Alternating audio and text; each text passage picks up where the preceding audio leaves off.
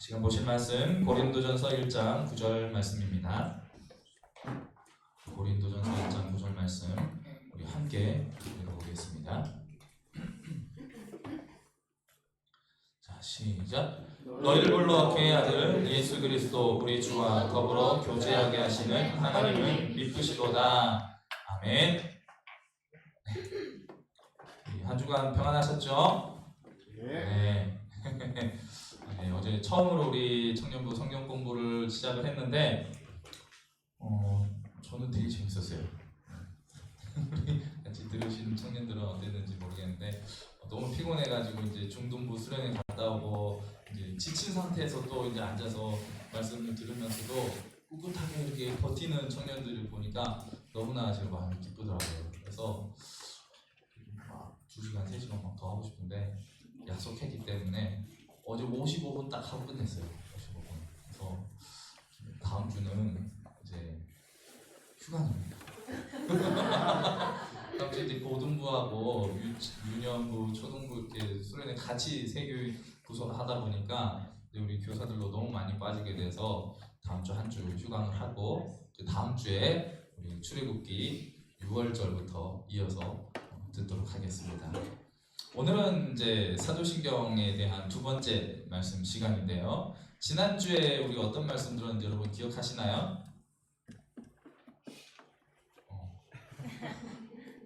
여기 옆을 봐요. 나를 봐야지. 그렇죠. 전능하사 천지를 만드신 하나님 아버지를 내가 믿사오며, 이 고백에 대해서 우리가 함께 말씀을 들었죠. 그럼 오늘은 어디일까요? 우리 주 예수 그리스도. 우리 주 예수 앞에 뭐가 있어? 그 외아들 우리 주 예수 그리스도를 믿사오니, 오늘은 이 부분에 대해서 함께 말씀을 나눠보고자 합니다. 여러분, 예수님이 어떤 분이신가요? 자, 누가 길 가다가 갑자기 와가지고 당신 교회 다니는 사람이죠? 예수님이 누굽니까? 라고 물어보면 여러분 뭐라고 대답하시겠습니까? 하나님의 독생자. 그쵸? 하나님의 독생자? 예수님이 누구인가 하는 이 질문은요, 예수님을 믿는 사람이든 믿지 않는 사람에게든지 누구에게 있어서든지 아주 가장 중요한 질문이라고 할 수가 있습니다. 어떤 사람은 예수님이 누구인가에 대해서 애써 그 질문을 회피하는 사람이 있어요. 예수가 나랑 무슨 관계가 있느냐, 뭐 2000년 전에 뭐 잠깐 세상에 왔다 간 뭐 훌륭한 사람 아니냐, 그 사람이 나하고 무슨 관계가 있느냐라고 생각을 하면서 이 답을 피하거나 미루거나 못 들은 척하는 사람들이 있어요. 또 어떤 사람들은 이 예수님이 누구인가에 대해서 적극적으로 답을 구하는 사람들이 있습니다. 그런데 어떤 사람은요, 그냥 뭐 성경책을 볼 생각도 하지 않고 그냥 예수님 나 좀 만나주세요 라고 막연하게 기도하면서 예수님을 구하고 찾는 사람들이 있고요. 또 어떤 사람들은 성경에 예수님이 기록이 되어 있지, 예수님이 어떤 분인지 어떤 일을 하셨는지 말씀을 통해서 한번 보자 하고 말씀을 깊이 공부해보는 사람들도 있습니다. 근데 예수님께서 이제 가이사랴 빌립보에서 제자들을 모아놓고 물어보시죠. 사람들이 나를 보고 누구라고 하더냐? 라고 질문을 하십니다. 그러자 어떤 제자가 예수님에 대해서 어떤 사람은 세례 요한이 부활했다고도 합니다. 또 어떤 사람은 엘리야 선지자라고 합니다. 어떤 사람은 예레미야라고 합니다. 그 중에 선지자들 중에 훌륭한 한 사람이라고 합니다. 라고 말을 합니다. 그때 예수님께서 그러면 너희는 나를 누구라고 생각하느냐? 라고 질문하시죠. 나를 따르는 그동안 나와 함께 2년 동안 3년 동안 동고동락하면서 나에게 가르침을 받았던 너희는 나를 어떤 존재로 생각하느냐? 라고 예수님이 물으십니다. 그때 뭐라고 합니까? 누가 대답하죠? 그렇죠. 베드로. 베드로가 뭐라고 합니까? 주는 그리스도시요 살아계신 하나님의 아들이십니다. 예수님이 이 세상에 살아계시는 동안에도 사람들은 예수님의 정체에 대해서, 예수님이 누구신가에 대해서 정확하게 알고 이해하는 사람들이 거의 없었습니다. 아니, 아무도 없었다고 봐도 과언이 아니죠.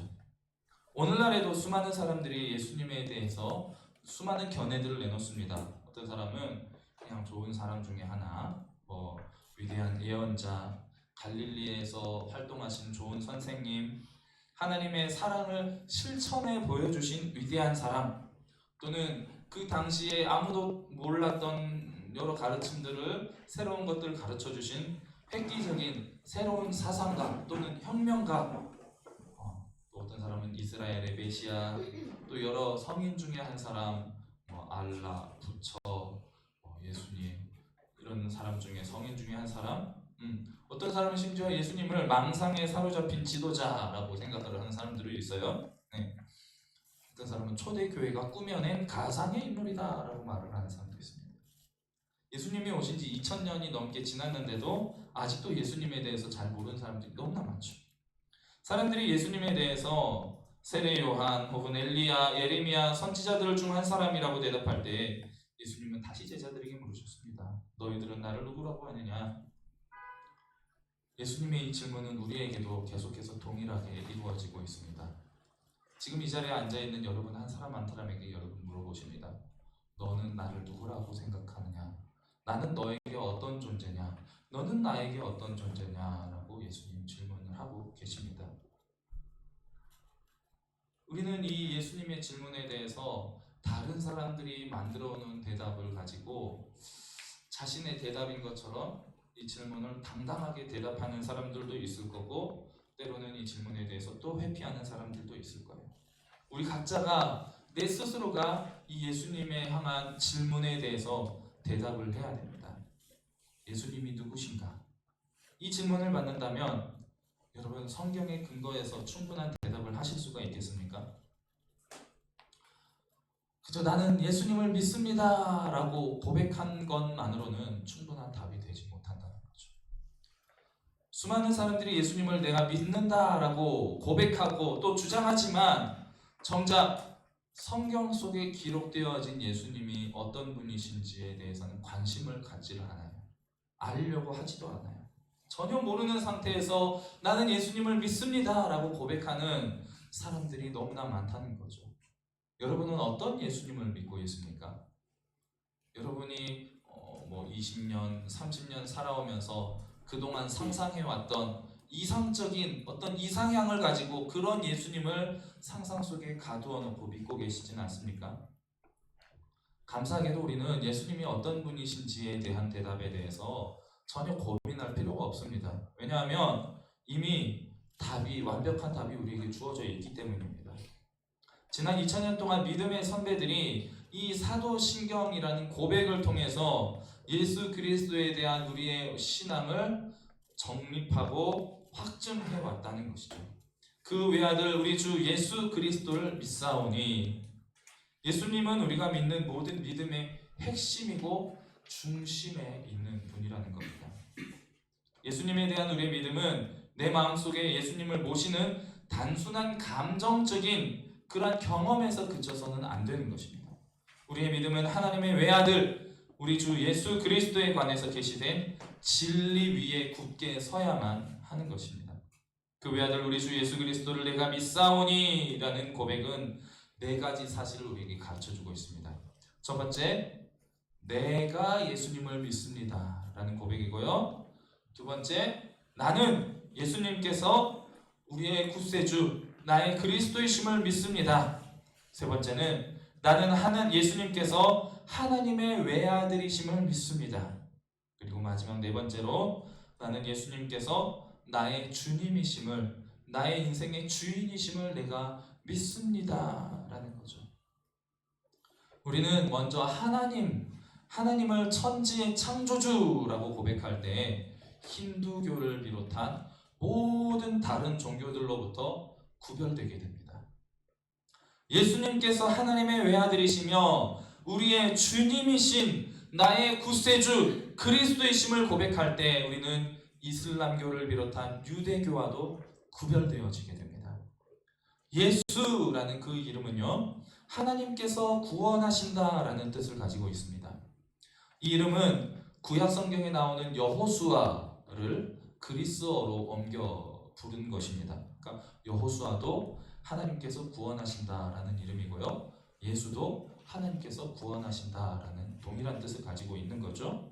우리가 이 예수님을 믿는다고 말할 때 우리는 예수님께서 완전한 인간이셨고 또 완전한 하나님이셨다고, 즉 우리와 같은 사람이지만 하나님의 속성 또한 온전하게 가지신 분이라고 고백하는 거죠. 예수 그리스도는, 그리스도라는 이 단어는요, 예수님의 성이 아니에요. 예수라는 이름 앞에 붙는 김예수, 이예수, 박예수 이렇게 붙는 성씨가 아니고 예수님의 직위에 대한 이름입니다. 예수를 그리스도라고 부르는 것은 구약시대에 기름 부음 받은 선지자 어떤 사람이죠? 하나님의 뜻을, 하나님 말씀을 백성들에게 대언하는 자죠. 먼저 하나님의 뜻을 깨닫고 그 말씀을 들어서 백성들에게 선포하는 게 선지자죠. 제사장의 역할, 제사장은 어떤 사람입니까? 제사를 통하여서 죄인된 우리 인간과 온전하신 하나님 사이의 중재자가 되는 사람이죠. 그게 바로 제사장의 역할입니다. 그리고 왕으로서, 예수님은 선지자로서, 제사장으로서, 왕으로서의 역할을 우리에게 인간의 몸으로 오셔서 완벽한 하나님의 속성을 가지시고 이 세 가지의 직분을 감당하셨다는 겁니다. 예수님의 이 세 가지 직분이 우리에게 얼마나 절실하게 필요한 것인지를 다시 한번 좀 생각해 보면서 예수님의 세 가지 직분을 통해서 우리가 누리게 되는 은혜가 얼마나 크고 깊은 것인지 한번 돌아보았으면 좋겠습니다. 하나님과 올바르고 선한 관계를 맺기 위해서 우리 죄인들에게 필요한 것이 바로 선지자의 역할입니다. 왜냐? 우리는 하나님을 알 수가 없기 때문이죠. 우리의 힘으로는 하나님을 찾을 수도 없고 하나님이 어떤 분이신지도 알 수가 없고 하나님이 우리를 창조하신 이유가 무엇인지, 우리가 살아가야 할 삶의 목적이 무엇인지 우리의 힘으로는 알 수가 없다는 거예요. 이것을 깨닫게 해주는 역할을 하는 것이 바로 선지자의 역할입니다. 예수님은 하나님으로서, 온전한 말씀으로서 이 세상에 오셔서 선지자의 역할을 감당하시면서 하나님의 백성이 어떠한 삶을 살아가야 하는지, 어떠한 믿음으로 살아가야 하는지에 대해서 가르쳐 주셨다는 거예요. 하나님이 어떤 분이신지, 그리고 우리가 어떤 존재인지에 대해서 예수님은 가르쳐 주셨다는 겁니다. 두 번째, 우리는 하나님과 죄로 인해서 갈라섰고 멀어졌기 때문에 제사를 통한 화해가 필요한 거예요. 그 화해의 역할을 예수님께서 스스로 화목 제물이 되시고 제사장이 되셔서 단 한 번의 완전한 제사를 통해서 하나님과 우리 사이를 화목하게 해주셨다는 거죠. 화해가 없이는 용납하거나 용서하거나 이런 일들이 있을 수가 없고 축복은 당연히 있을 수가 없는 일이죠. 하나님과 화해가 이루어지지 않는다면 우리는 하나님 아버지의 사랑을 끝까지 모르는 채로 하나님의 그 자녀들을 위해서, 우리들을 위해서 예비해 놓으신 그 놀라운 축복이 얼마나 크고 아름다운 것인지 전혀 알지도 깨닫지도 못한 채 멸망받을, 저주받은 인생을 향해서 달려갈 수밖에 없었던 것이 우리라는 것입니다. 그런데 예수님께서 우리의 제사장이 되어주시고 화목해야 하시는 화해의 제물이 되어주심으로 인하여서 우리를 하나님과 화해시켜 주심으로 인해서 하나님이 우리를 향해서 준비해 주시고 베풀어 주신 그 모든 은혜들을, 그 사랑을 다 받아 누릴 수 있도록 해주셨다는 거죠. 마지막 왕의 역할입니다. 우리는 하나님을 위해 사는 일에 대해서 매우 연약합니다. 왜? 내가 내 삶의 주인이고 내가 내 인생의 왕이기 때문이죠.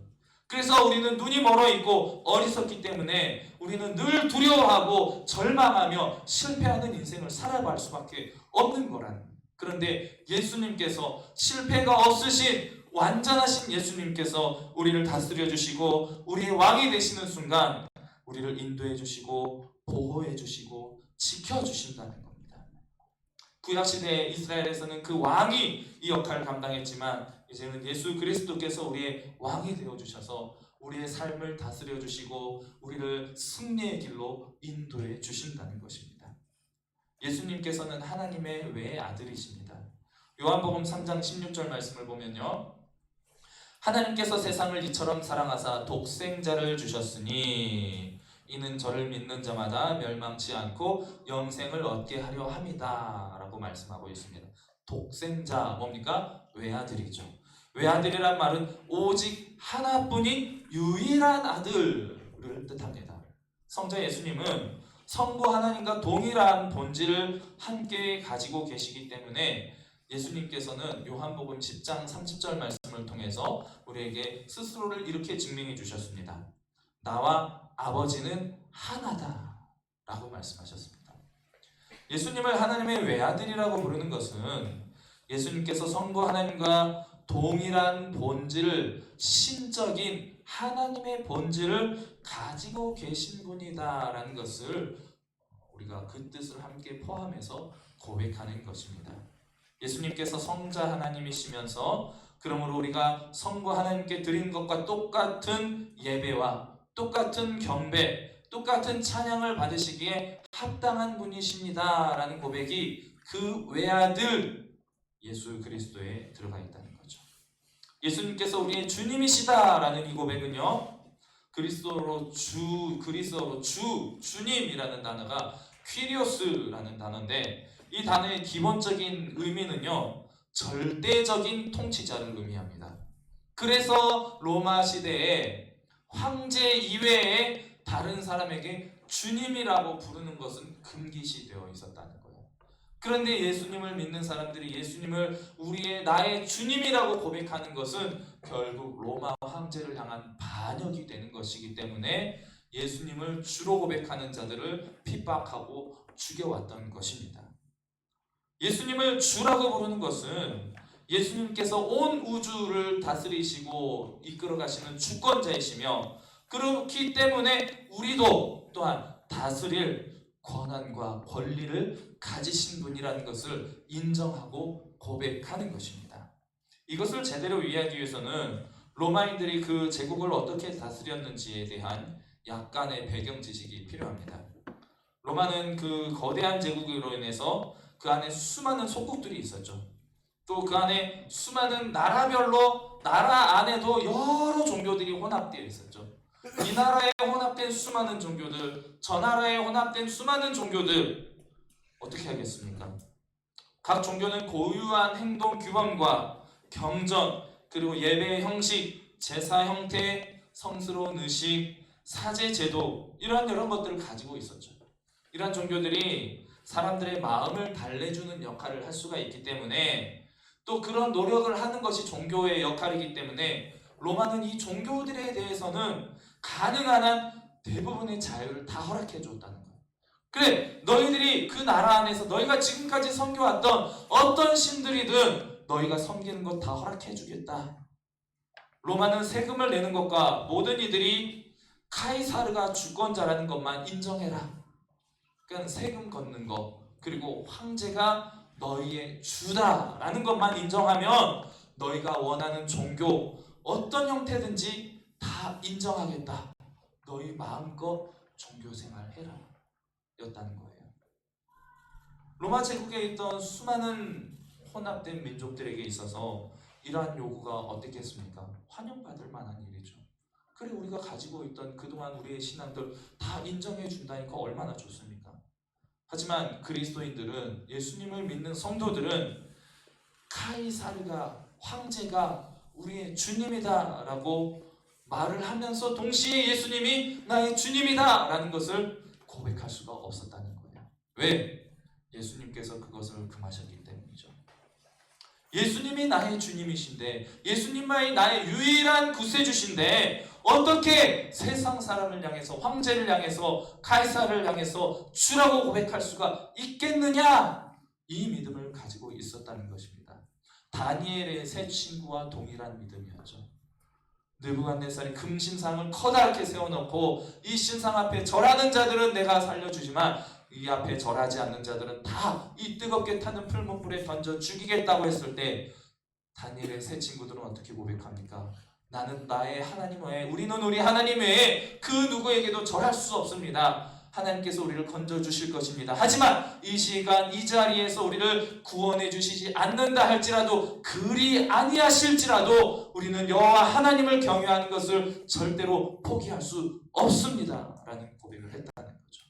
초대교회 성도들도 같은 마음으로 그리스도인들은 카이사르를 주라고 고백하는 것을 거부했고, 그로 인해서 수많은 그리스도인들이 순교를 당하고 죽임을 당하게 되었습니다. 십자가에 못 박히기도 했고 화형에 처해지기도 했고 칼에 찔려 죽기도 하고 사나운 짐승의 먹이가 되기도 했습니다.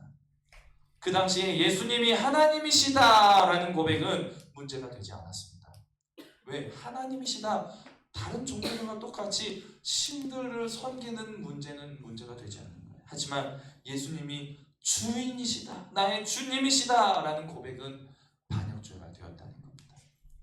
로마는 그리스도인들이 예수 그리스도의 신성을 믿고 예수님께서 약속된 메시아라고 하고 예수님께서 십자가에 죽으시고 죽은 자 가운데서 부활하셨다고 선포해서 그들을 핍박하고 죽인 게 아니라는 거예요.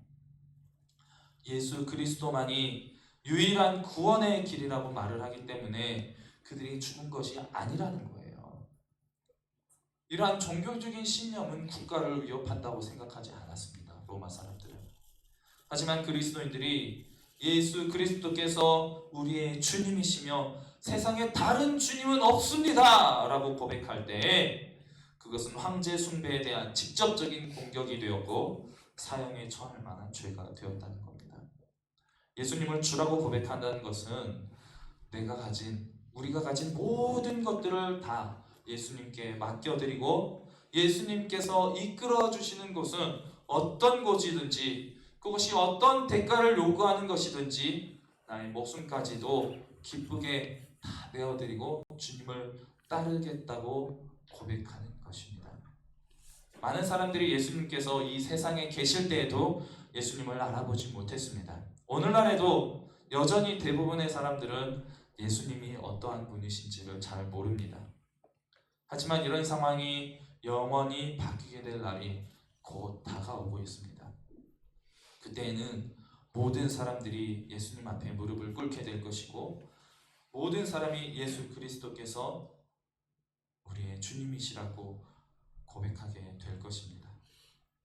하늘과 땅 위, 땅 아래에 있는 모든 피조물들이 하늘에 있는 천사들과 성도들, 땅 위에 살고 있는 모든 살아있는 것들 그리고 땅 아래에 있는 악한 영들과 사탄까지도 모두 포함해서 예수님을 우리의 주님이라고 고백할 날이 오게 될 것입니다.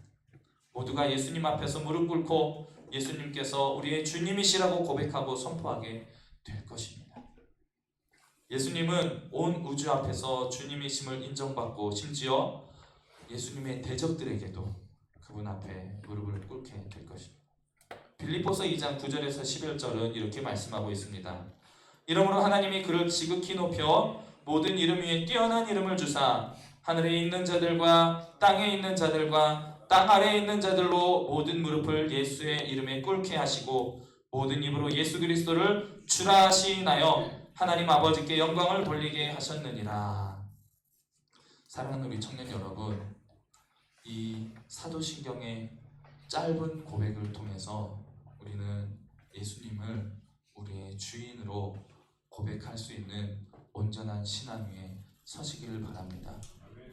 내가 나의 인생의 주인이 아님을 늘 기억하시기 바랍니다. 내가 내 힘으로 살아가려고 하면 너무나 힘들고 고달픈 인생이 됩니다. 내 힘으로 살아가려고 하기 때문에 늘 실패할 수밖에 없고 한치 앞이 보이지 않기 때문에 우리는 늘 두려워하면서 근심하며 걱정하면서 살아갈 수밖에 없습니다.